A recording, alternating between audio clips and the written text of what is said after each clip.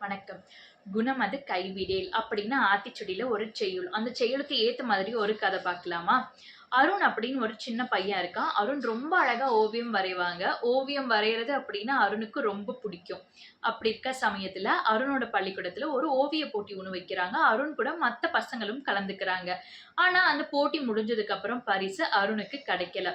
அருண் அத சரியான விதத்துல எடுத்துக்கிட்டாலும், அருணோட நண்பர்கள்னால அத ஈஸியா எடுத்துக்க முடியல. அருண் கிட்ட போயிட்டு சொல்றாங்க, "நீ எவ்வளோ அழகா வரைஞ்சிருக்க.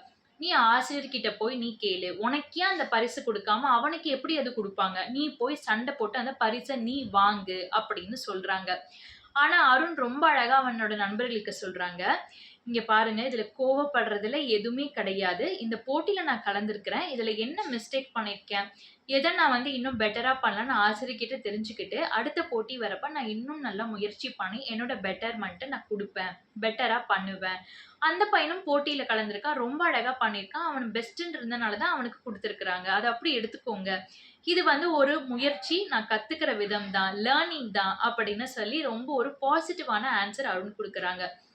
இத பார்த்துட்டு இருந்த ஆசிரியர், அருணையும், அருணோட நண்பர்களையும் கூப்பிட்டு சொல்றாங்க, "அருண் பண்ணது எவ்வளோ ஒரு நல்ல விஷயம் தெரியுமா? அதாவது ஒருத்தவங்களோட குணம் அப்படிங்கிறது இது மாதிரியான விஷயத்துல இருந்து தான் தெரிய வருது. அதாவது ஒரு போட்டியில, ஒரு வாழ்க்கையில, ஒரு விஷயத்துல வெற்றி, தோல்விங்கிறது போகும், வரும். என்னைக்கு வேணாலும் நம்மளுக்கு வெற்றி கிடைக்கலாம். என்னைக்குனாலும் நம்மளுக்கு தோல்வி கிடைக்கலாம். ஆனா, அந்த குணம் அப்படிங்கிறது இருக்கு இல்லையா? அதுதான் நம்மள லைஃப்ல கொண்டு போற ஒரு அழகான விஷயமே.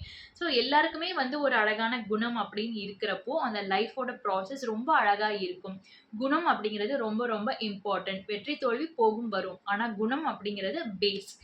நம்மளோட பேஸ் ரொம்ப அழகா இருக்கப்ப, லைஃப்பும் நம்ம வாழ்க்கையும் ரொம்ப அழகா இருக்கும். சரியா எடுத்துக்கிறப்ப சரியா நடக்கும் இல்லையா? அதுதான் "குணம் அது கைவிடேல்." நம்மளோட ஒரு அழகான நல்ல குணத்த நம்ம என்னைக்குமே கைவிடக்கூடாது.